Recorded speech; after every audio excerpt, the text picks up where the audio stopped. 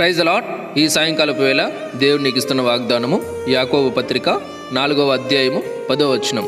ప్రభు దృష్టికి మిమ్మును మీరు తగ్గించుకొనుడి, అప్పుడు ఆయన మిమ్మును హెచ్చించును. ఇక్కడ చాలామంది దేవుని దగ్గరకు వచ్చి ఎలా ప్రార్థిస్తారంటే వాళ్ళు గొప్పలన్నీ చెప్పుకుంటారు.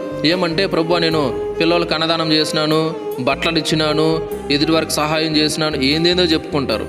కానీ దేవుని దగ్గరికి వచ్చి తగ్గించుకునే దానికి ఒప్పుకోరు, తగ్గించుకోరు, హెచ్చించుకుంటూ పోతా అంటారు. యేసు ప్రభువే భూమి మీదకి వచ్చినప్పుడు నరావతారిగా ఆయన వచ్చాడు, సమస్తము విడిచిపెట్టి. ఎవరి కోసము? నీ కోసం, నా కోసం, మన పాపాలని విమోచించడానికి కోసం ఆయనే తగ్గించుకొని వచ్చాడు. నిన్ను తగ్గించుకోమంటే మాత్రం నువ్వు హెచ్చించుకొని పోతున్నావు. నేను అట్లా చేసినా, ఇట్లా చేసినా, అది చేసినా అని. కాబట్టి దేవుని ఎదుటికి వచ్చినప్పుడు తగ్గింపు మనసు కలిగి ఉండాలి. నీలో తగ్గింపు మనసు లేదనుకో, దేవుణ్ణి అడుగు, ప్రభు నాకు తగ్గింపు మనసును దయచేయండి అని అడగాలి.